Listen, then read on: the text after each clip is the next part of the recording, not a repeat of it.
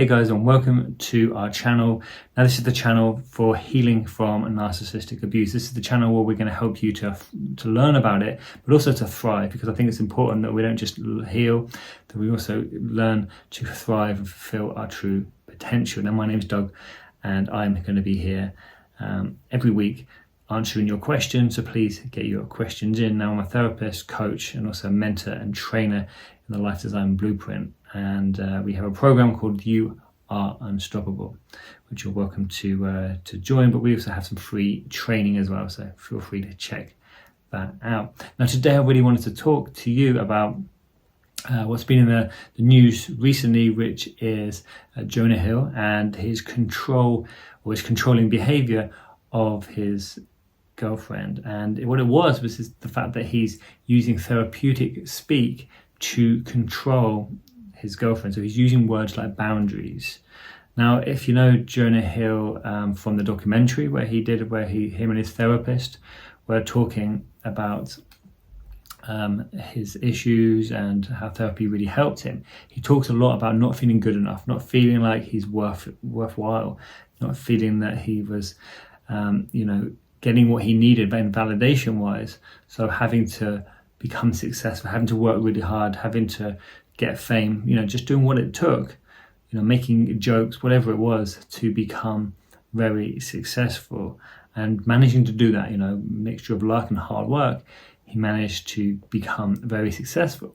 So reaching the pinnacle of this mountain, but yet still feeling that he's not good enough. And this happens to so many high achievers, people who never got, love or validation or told that they were good enough when they were younger, can often then go inside themselves and then want to come out themselves to find this validation, to find this sense of, I am enough. But they take that, or they're looking for that from outside sources. So fame, money, success, promotions, all that kind of thing. Maybe it'd be having lots of partners, something like that. There's these numbers, carrying numbers as if numbers fill you up inside. Numbers on the outside. What we need to do is fill ourselves up from the inside. Now in Jonah Hill's case here, he's been to therapy, and he's obviously learned a lot about therapy and learned a lot about boundaries and all this kind of stuff.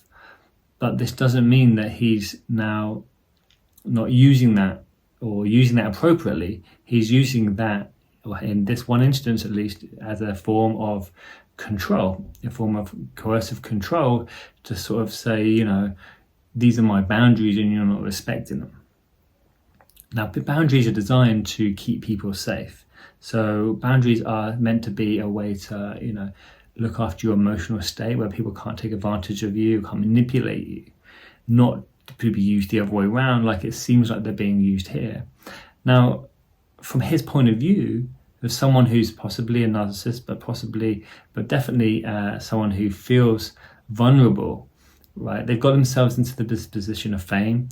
They've got themselves into this position of, the spotlight's on them, and you are going to feel very vulnerable in that position. So many people who are successful call it the golden handcuffs, where you get successful, you get this money, you get this fame, you get everything that you think you wanted, and then suddenly you don't have those problems that you used to have of where's my next paycheck going to come from, but you have a whole set of other problems which are just as bad, such as you can't trust anyone, or you feel like you can't trust anyone because you think everyone is just out for your money. Everyone is only interested in you because you might be able to get them a part in a movie, or you might be able to help them in some way, to help them with their business, or whatever it is that your specialty is, whatever that industry is. They think that you're only helping people for that reason. So you kind of create these, as they say, golden handcuffs.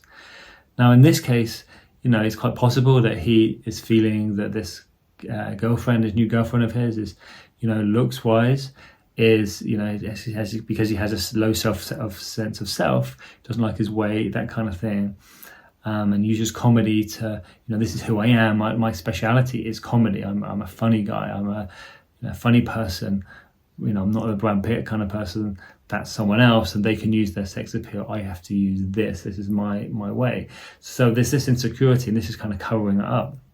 So he's gone and got someone who's very fit, in the sense that they're a professional athlete, and their job is to do surfing. I think that's what she is. She's a surfer. If that's her job, then these insecurities are going to creep back up, especially if she's quite an outgoing person, lively, has lots of friends, hanging around with all these gorgeous guys. Has a bit younger than her, probably, having wild parties, that kind of thing, maybe the surfer kind of lifestyle. And yet he's got to get up at 5 o'clock in the morning, go to work. He's got to, if he's doing a movie or whatever, he's got a totally different lifestyle. He can't be seen partying because it would ruin his reputation. There's so many, handcuffs such as that he can't do, and that makes him feel like this lack of control, this feeling of, I'm not good enough, she's going to leave me, how do I keep her? Now, what a lot of people do, a lot of narcissists, for instance, when they go to counseling or they go to therapy or they go to some kind of treatment, they learn about manipulation tactics. Now, as we know already, so many narcissists end up in positions of power because they become really experts at kind of human behavior. They understand humans because they observe humans. They don't get attached to that feeling. So they're just observing humans. How can we manipulate them? Now, everyone's got different coping strategies. I'm not saying this is Jonah's coping strategy, but if his coping strategy is to use humor, that becomes his thing. He can make people laugh. He's probably, made this girl laugh. It's probably one of the things she likes about him. Probably attracted to him in many other ways as well. But he's thinking, well, now I'm out of my league in the sense that I'm funny. Yeah. If she was a comedian and she was going around the comedian circuits, or she was an actor or whatever, then she would, he's top of the game. But in the surfing world, in a different world where she is, he is not. He's, in comparison, they probably don't care that much about, these overpaid Hollywood actors. So he's now feeling insecure, and that means he's got to use this manipulation to bring her, or to try and control her, to bring her to believe in what he believes. And so he probably feels that his boundaries are being pushed, in the sense of he has boundaries, such as he doesn't want to be made a fool of, he doesn't want people to look bad on him, he doesn't want to ruin his career, and also he doesn't want to be seen this vulnerability as someone, if she's in the paper and she's speaking to another man, that's going to be all over the newspapers, and it's going to bring up these old feelings of shame, such as look at Jonah's girlfriend chatting with this gorgeous guy with a six-pack, and while Jonah's working and doing whatever, and poor old Jonah sort of thing. And again, it could be in the newspaper, it could be in the papers. So it's going to bring up all this kind of shame, these feelings. So as I was saying, narcissists, when they go to therapy, they're often going there to learn about more manipulation tactics. They're learning more about human psychology more than they are about themselves, more than taking accountability. So I'm not saying this is Jonah's case, but in many cases you find that narcissists will go to therapy, especially in relationship counseling. They're going to look good for someone else. They're going to manipulate the therapist. They're not going to open up fully. They're going to say what they want to say, because they're going to sense that they're, could be vulnerable. So they're going to still hold stuff back. They're going to know what to say because they study people. So they study psychology as well. So they understand how things look.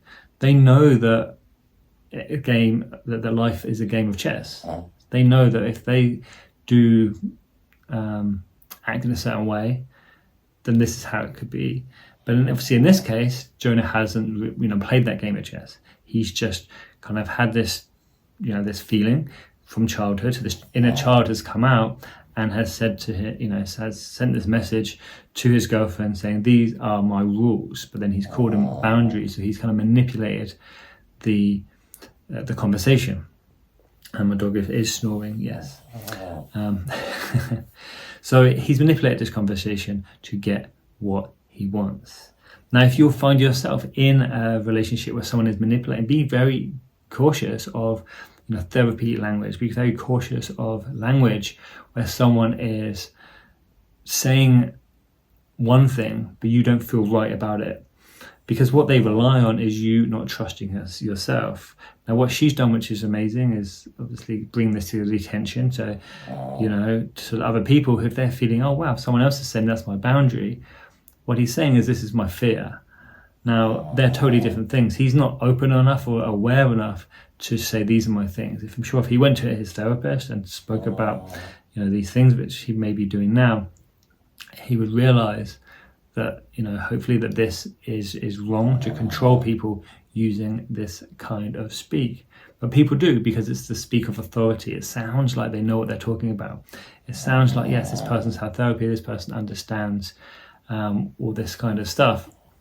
So the key really is to trust yourself, trust your gut. If you're feeling something's not right, if you're feeling that when someone says something, and they're saying it with sort of certainty, and they're using this language, and they're using it kind of against you, that's because a narcissist or a manipulator or someone who's trying to control you knows what buttons to press. They know what sounds right. Negativity, manipulation can come in many forms. Someone can come at you and say the same thing, but not want to seem controlling. They know what it looks like to be controlling, so they're going to come at it a different way. So someone who's been in therapy, someone who's been in couples therapy, for instance, is going to know what their partner wants. And this is why I always say to people, don't go to couples therapy. If you think you're with someone and you're not sure things are right, do your therapy on your own first to get yourself in that position, and ask if they will go on their own, because they'll maybe get something else. Obviously, the therapists you choose can affect whether you get a therapist who understands narcissism or understands this kind of abuse. But if you do your own inner work first, if you work on yourself, work out what your values are, work out where you're going in life, work out what your true inner self is, your potential, all that kind of, the North Star, should we say. Know where you're going, know what matters to you, know what your boundaries are, and learn what is manipulation tactics, what could be used against you. Then you start to see when these things happen, straight away you can just be like, whoa, that's not right. Okay, you're saying that to manipulate me. You're saying that to get a rise out of me. You're using this kind of authoritative, if you would, talk against me. Now, I hope this video was useful, and please leave your comments down below. Let me know if you've experienced this yourself or what you think about the situation. I can't wait to hear it. And sorry about my dog Cooper snoring. Next time he'll be a bit quieter, I promise.